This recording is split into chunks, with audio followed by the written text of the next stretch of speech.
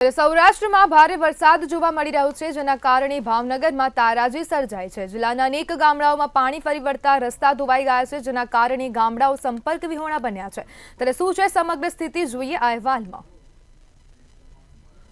ભાવનગર પંથકમાં સતત 2 દિવસથી આકાશી આફત વરસી રહી છે। ભારે વરસાદને લઈને ભાલ પંથકના ગામોમાં પાણી ફરી વળ્યા છે। માઢિયા, સનેજ, ગણેશગઢ, ભડભીડ, સવાઈનગર, દેવળિયા, પાડિયાદ જેવા ગામોમાં વરસાદી પાણી ફરી વળતા સ્થાનિક લોકો મુશ્કેલીમાં મુકાયા। મીઠાના અગરના પાડાને કારણે પંથકમાં પૂરની પરિસ્થિતિ જોવા મળી છે અને આ અંગે તંત્રને અનેક વખત રજૂઆતો છતાં કોઈ કાર્યવાહી કરવામાં આવી નથી। ભાવનગરના પાલિતાણામાં ભારે વરસાદને લઈને તારાજીના દ્રશ્યો સર્જાયા હતા। રતનપર આકોલાડી ગામને જોડતા પુલનું ધોવાણ થયું। વડિયાથી માંડવડ ગામને જોડતો કોઝવે ધોવાયો, જ્યારે જાડિયા અને આકોલાડી ગામ વચ્ચેનો પુલ બંધ થયો હતો। જિલ્લા પંચાયતના સદસ્યએ યુવકોને ટીમ બનાવીને રાહત કામગીરી શરૂ કરી છે। નીચાણવાળા વિસ્તારોમાં ફૂડ પેકેટ અને લોકોનું સ્થળાંતર સહિતની વ્યવસ્થાઓ કરવામાં આવી। જ્યારે ભારે વરસાદના કારણે ખેતરો ધોવાતા ખેડૂતોને પણ મોટું નુકસાન પહોંચ્યું છે। ભાવનગરના ભાલ પંથકમાં ફસાયેલા લોકોનું રેસ્ક્યુ કરવામાં આવ્યું હતું। પાણીમાં ફસાયેલા 45 જેટલા લોકોનું 2 કલાકની ભારે જહેમત બાદ ફાયર વિભાગ દ્વારા રેસ્ક્યુ કરાયું અને નારી પાસે પૂરના પાણીમાં બાળકો, મહિલાઓ સહિત 45 જેટલા લોકો ફસાયા હતા અને ત્યારે તમામનું રેસ્ક્યુ કરીને સુરક્ષિત જગ્યાએ ખસેડવામાં આવ્યા હતા।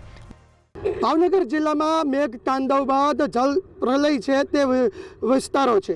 ખાસ કરી વાત કરીએ તો જે ભાવનગર જિલ્લાનો ભાલ પંથક છે તે આગળ વર્ષોથી જે પાણી ભરાવાની સમસ્યા છે તે વધતી રહી છે। હાલ પણ આપણે દ્રશ્ય જોશું કે ભાવનગરના જે ભાલ પંથક એટલે કે ભાવનગર નારી પછીનો માઢિયા સનેસ વિસ્તાર સહિતનો જે ગ્રામ્ય વિસ્તાર છે તે આગળ 7 નદીના પાણી છે તે ફરી વળ્યા છે। ખાસ કરીને પાણી છે તેમને આગળ જે જવા માટેનું વહેણ છે તે બંધ થઈ જવાનું સ્થાનિક લોકો જણાવી રહ્યા છે, જેને કારણે જે આ વિસ્તાર છે તે આગળ ખેતીવાડીથી લઈને પશુપાલકોને ભારે મુશ્કેલી પડે છે। આપણી સાથે સ્થાનિક જે છે આગેવાનો તે જોડાઈ છે। પહેલાં આપનું નામ? વાલાભાઈ। શું કહેશો, આ જે પાણી ભરાણા છે, કેટલી નદીઓ અહીંથી પસાર થઈ છે અને પાણી ભરવાનું કારણ શું? 8 થી 9 નદીનું પાણી આ ભાઠામાં આવે છે, ખાડી પડે છે।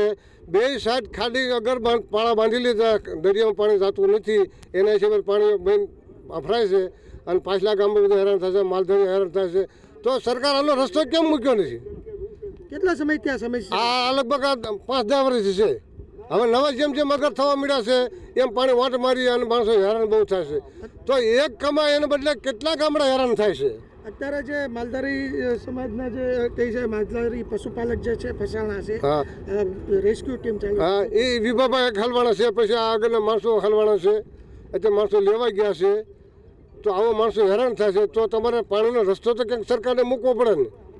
આ ખાડી 2 પડખે બાંધી છે, તારાપુર રોડથી માંડી લાકડિયા પુલ સુધી 2 પડખે આગળ ખાડી બાંધી દીધેલી છે, તો પાણી જાય ક્યાં? રજૂઆત કેટલી વખત કરવામાં આવી? રજૂઆત તો ઘણા વખત કરી છે, પણ કોઈ કાંઈ સાંભળ જ નથી।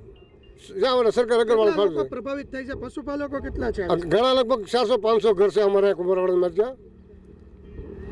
હજી ચોક્કસ જે રીતના સ્થાનિક જણાવ્યું, 400 થી 500 પશુપાલકના મકાનો છે, અન્ય પણ ગામડા છે। માઢિયા સહિતના જે ગ્રામ્ય વિસ્તાર છે ત્યાં આગળ આજે 7 નદીનું પાણી છે તે ફરી વળ્યું છે। હાલ તો પાણીનું સ્તર છે ધીમે ધીમે ઊંચું થઈ રહ્યું છે। જોકે તંત્ર દ્વારા પણ તાત્કાલિક રાહતની કામગીરી પણ હાથ ધરવામાં આવી છે। જે 30 લોકો ફસાયેલા છે તેમની પણ રેસ્ક્યુ કરવા માટેની કામગીરી હાથ ધરવામાં આવી છે, પરંતુ જે રીતના સ્થાનિક લોકો કહી રહ્યા છે કે મીઠાના આગરવાળા જે પાળા બાંધી દે છે તેને લઈને આ તારાજી સર્જાઈ છે। તંત્રને રજૂઆત કરવામાં આવી છે, તેમ છતાં પણ કોઈ પણ જાતનું સ્થાનિક લોકોને મુશ્કેલી ન પડે તે માટેની કામગીરી હાથ ધરવામાં નથી આવતી।